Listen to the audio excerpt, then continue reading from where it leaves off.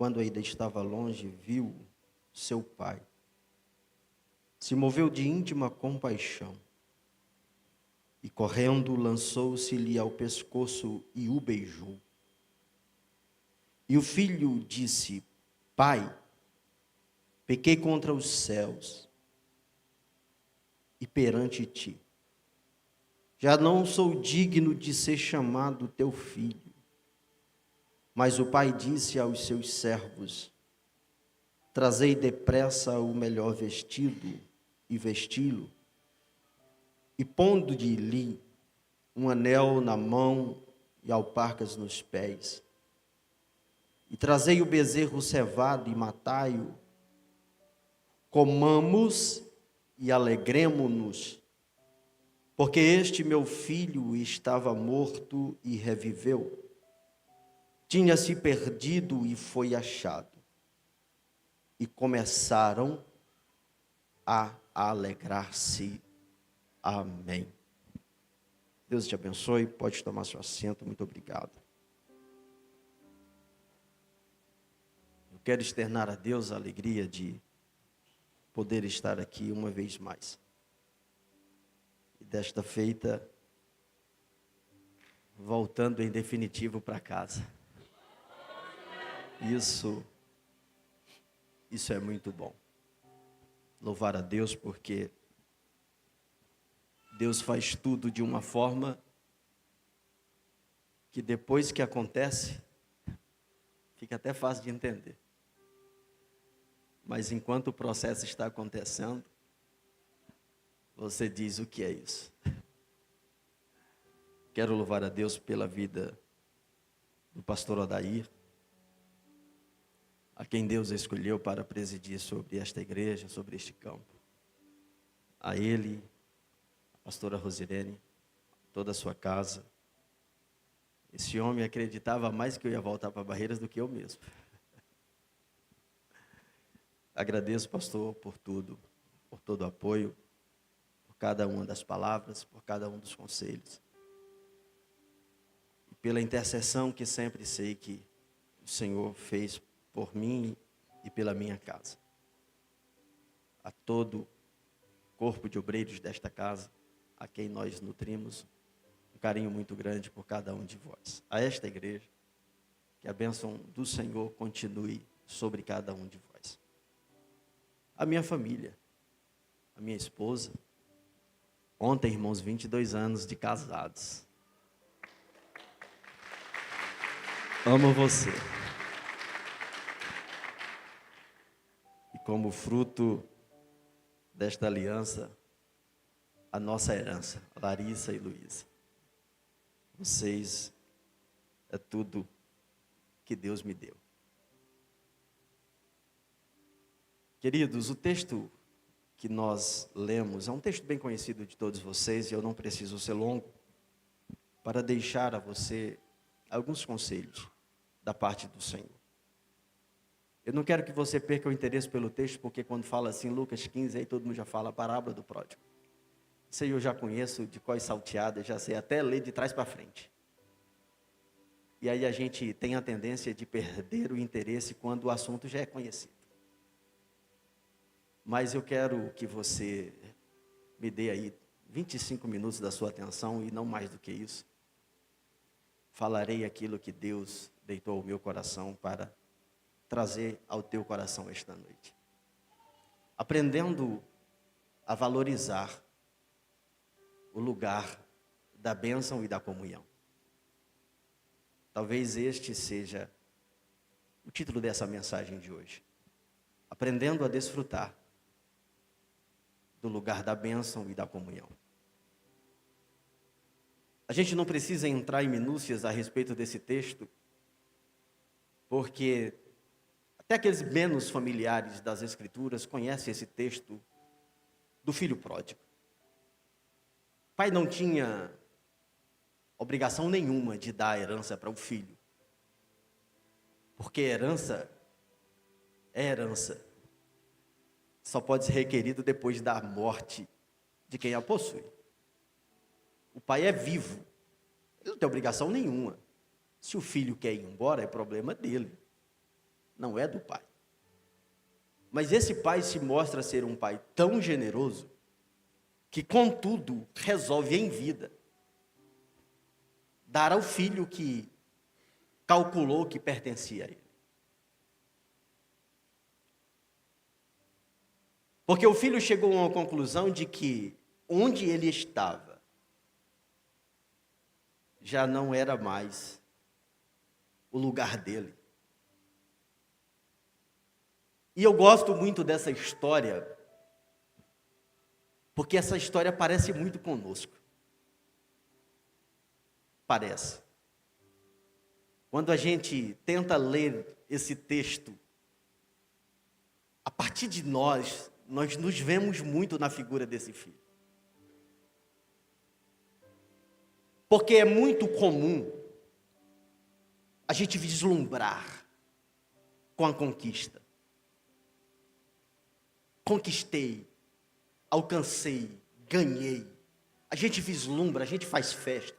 A gente chama os amigos para mostrar que ganhamos, que conquistamos. E logo depois do vislumbre da conquista, veio o desapego por já ter conquistado. Esta é a rotina de todos nós.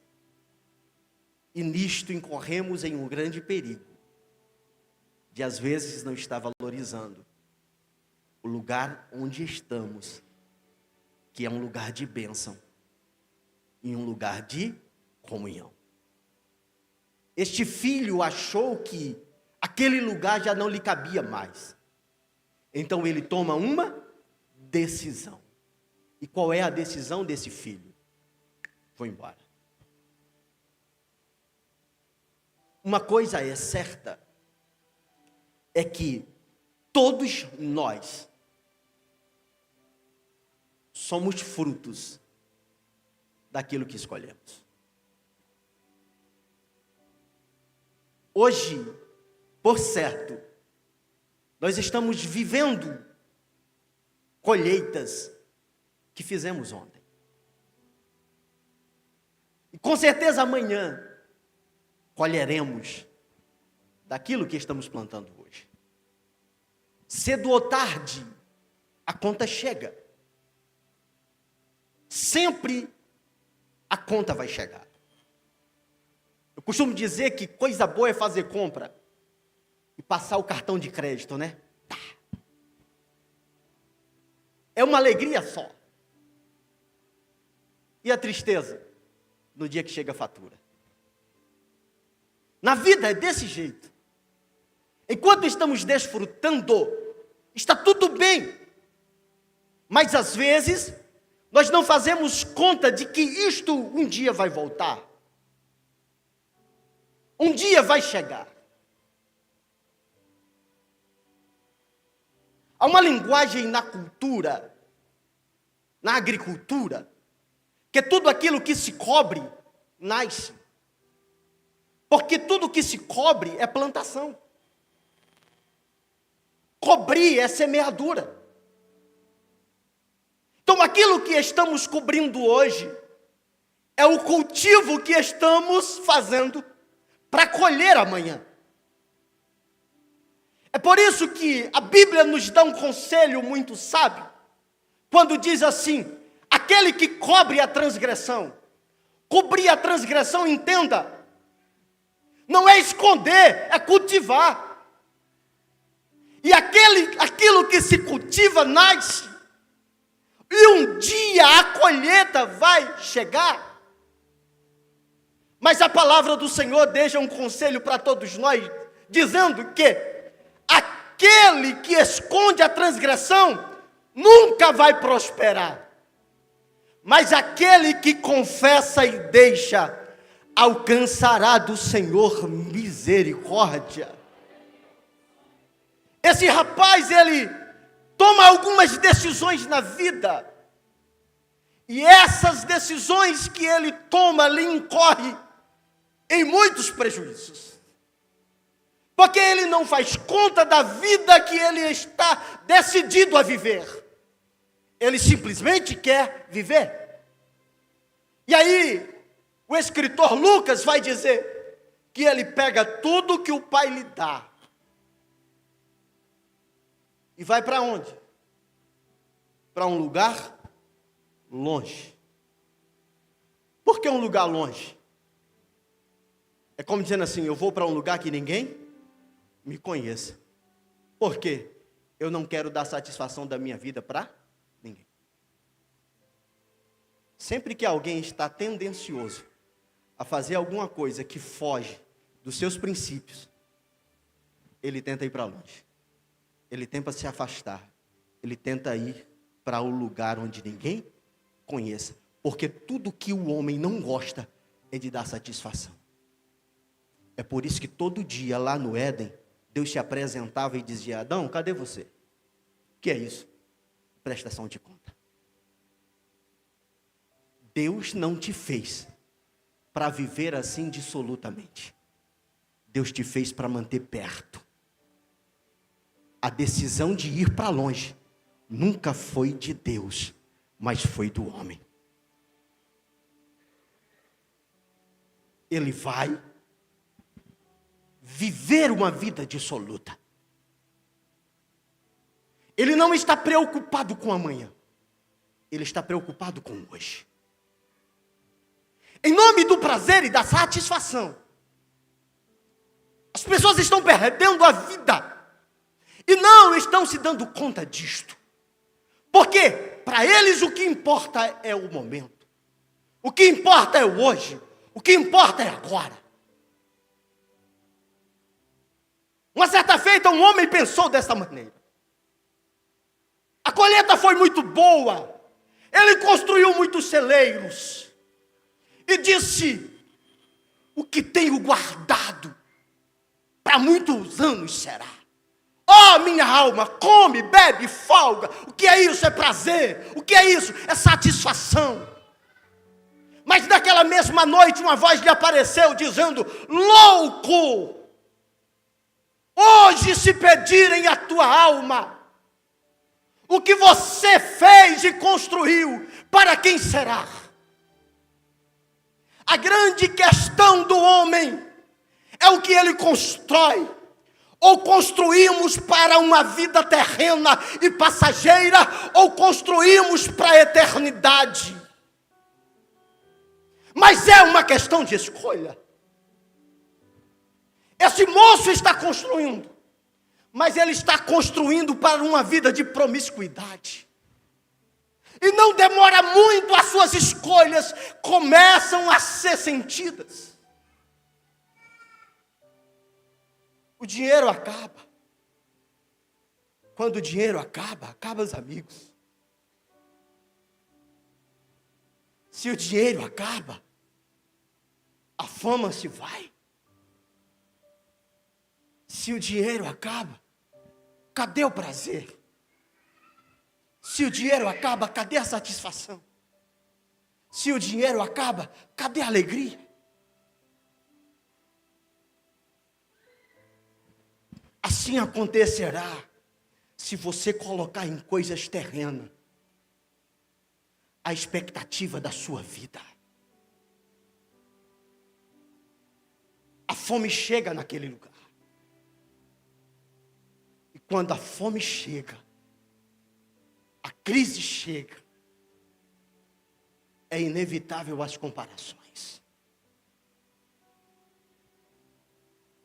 Porque cedo ou tarde, você vai se lembrar da casa do Pai. Cedo ou tarde, você vai se lembrar do lugar da comunhão. Cedo ou tarde, você vai se lembrar do lugar da bênção.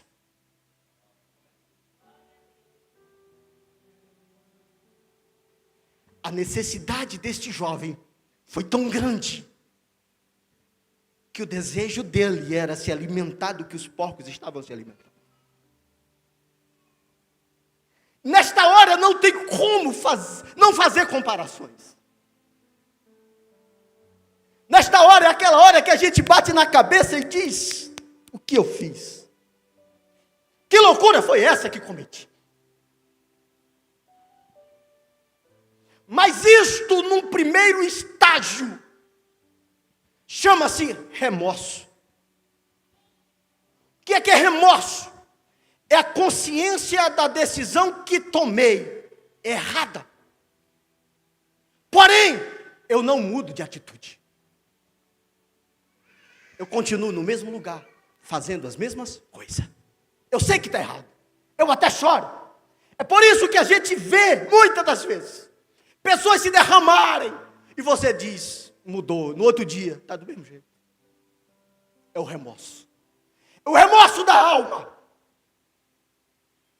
Só existe uma coisa na vida do homem que faz ele mudar. É o arrependimento. Qual é a diferença de remorso e arrependimento? É porque o remorso é assim. Eu caio em si. Sei que pequei contra os céus e pequei contra o meu Pai, mas eu continuo na mesma direção.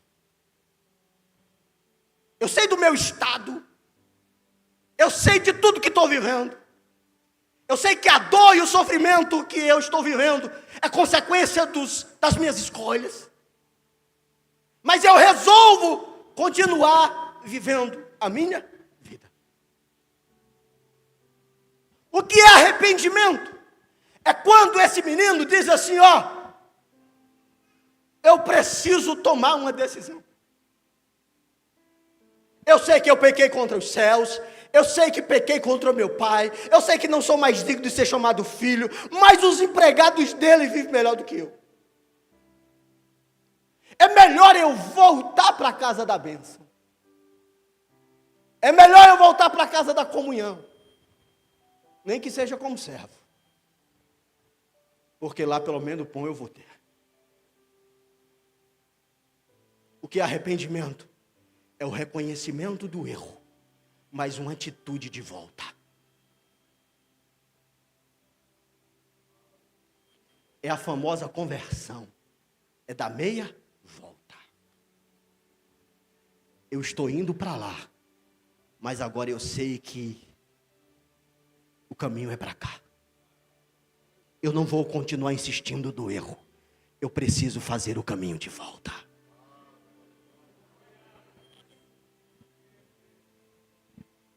Quando as comparações são inevitáveis, eu preciso entender que uma decisão precisa ser tomada. É a decisão de cair em si. É o resultado de um coração compungido. É o resultado de um coração contrito. É o resultado de um coração que diz, eu pequei, eu errei, eu preciso voltar. A Bíblia não diz ao certo quanto tempo esse menino fica fora. Não fala quanto tempo ele vive essa vida. Mas o certo é que ele decidiu voltar. Ele decidiu voltar. Max Lucado diz que o lugar mais difícil para se estar é o lugar do nosso fracasso. Ninguém quer voltar ao lugar onde fracassou. Ninguém quer. A gente dá meia volta. A gente faz curva. A gente não quer voltar lá. Porque voltar lá é a vergonha de saber que todos estão olhando para você pela decisão errada que você fez.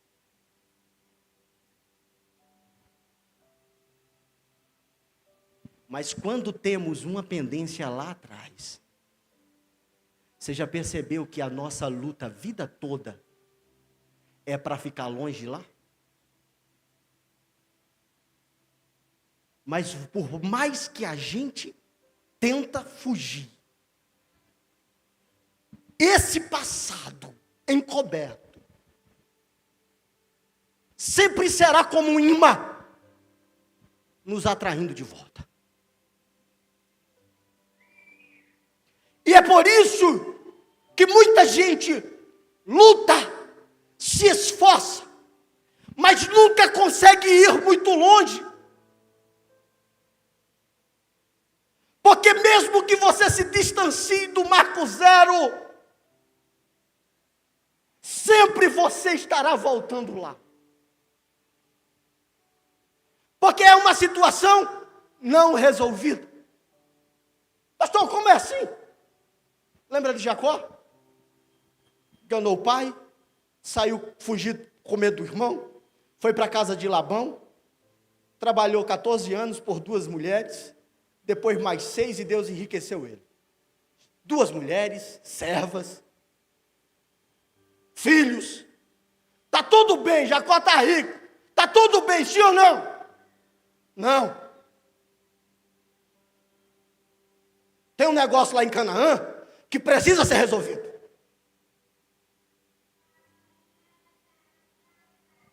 Quando Jacó acha que está tudo certo, a voz do Senhor aparece a ele e diz: Jacó, ô Jacó, está na hora de voltar. Voltar? Como assim? Voltar para onde? Canaã. Por que voltar para Canaã?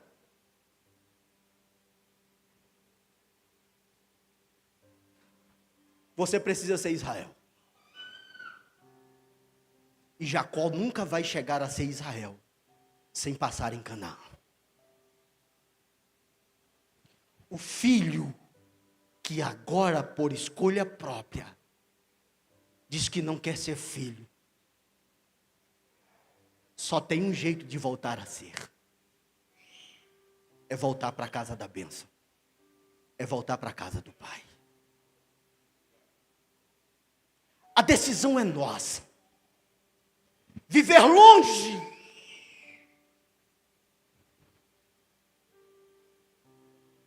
ou recobrar forças e coragem de dizer: eu preciso voltar.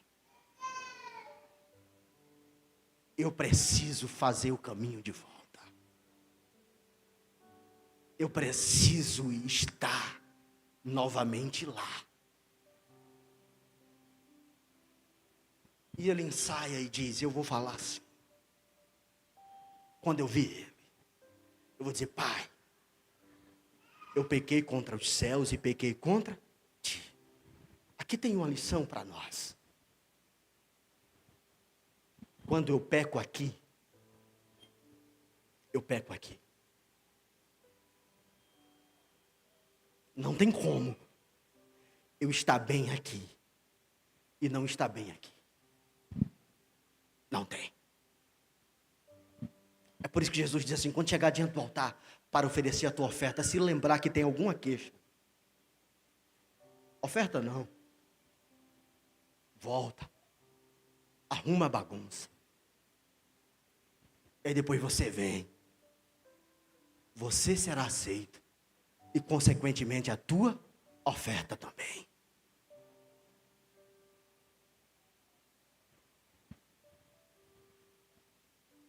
Vamos aprender a valorizar o lugar da bênção. Vamos aprender a valorizar a casa da comunhão. A casa do Pai é esse lugar. É o lugar de graça. É o lugar de comunhão. É o lugar onde nós nos encontramos. E se por um motivo ou outro a gente decidiu ir, hoje o dia é propício para fazer o caminho de volta. Sabe por quê?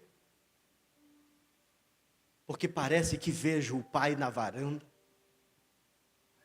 com aquela cadeirona de balanço, sentado em direção da estrada, onde ele viu o filho partir. Porque no fundo, ele nutria um sentimento de que o filho ia voltar. O pai sempre espera a volta do filho. E antes que o filho enxergasse o pai o viu. E quando o pai o viu, a Bíblia diz assim: moveu-se de íntima compaixão por ele. Que é mover-se de compaixão? É mover-se com o sentimento do sofrimento do filho. Você não tem ideia do quanto Deus sofre por nós. Ele sofre por nós, Ele continua sofrendo. Porque Ele sempre quer nos atrair. Ele sempre é o Pai que está olhando a estrada por onde a gente vai, esperando a nossa volta. E quando o pai o viu, a Bíblia diz assim, ó, correu-lhe ao encontro, lançou-se ao pescoço, o beijou e o abraçou e disse: filho. O filho está voltando, querendo ser servo. Mas o pai está esperando o filho. Ei, filho, não importa por onde andou, o pai sempre vai te receber como filho amado, como filho querido, porque ele está te esperando para te abraçar. E quando o filho chega, ele diz logo: traz roupa. Não é roupa de servo, é roupa de filho. Traz também as sandálias, porque na casa do pai só o escravo anda descalço, o filho não. O filho vai andar calçado. Traz também o anel. Por quê? Porque o filho tem direito à herança. Mas como assim? Não gastou tudo? Não perdeu tudo? Mas se você volta para a casa do pai, o que é do pai vai continuar sendo seu. E o pai não faz conta de nada. E o que é que você está esperando para voltar aos braços do pai? Tem roupa nova, tem calçado novo, tem anel no dedo e ainda tem bezerro cevado para fazer festa e celebrar pelo seu retorno.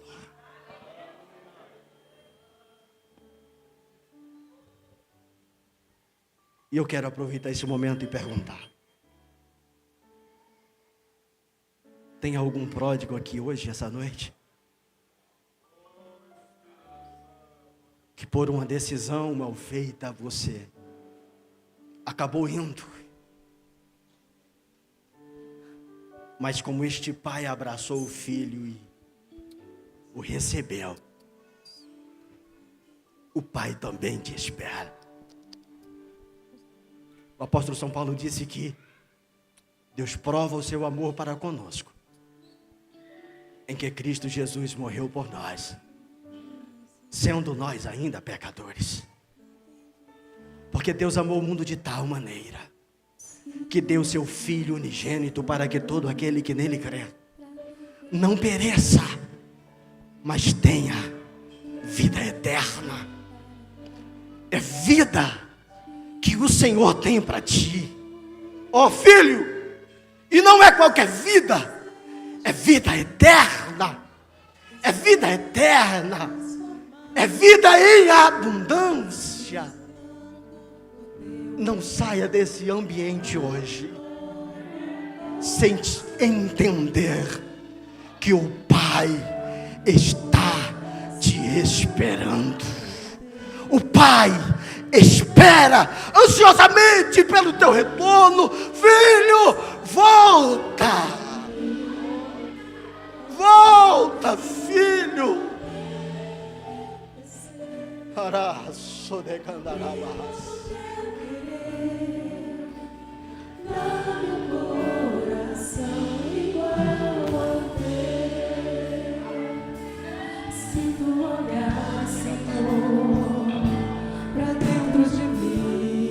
Aleluia, glória a Jesus.